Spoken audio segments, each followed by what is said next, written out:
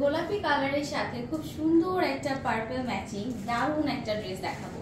তার মধ্যে যদি থাকে বাসন্তী কালারের খুব সুন্দর থ্রিডি প্রিন্ট, তাহলে আর কি লাগে। তো চমৎকার এই জামাটার কিন্তু জামায় পুরো বডি এবং নিচে কাটওয়ার্কের কাজ সহ খুব সুন্দর একটা ডিজাইন আপনারা পাচ্ছেন।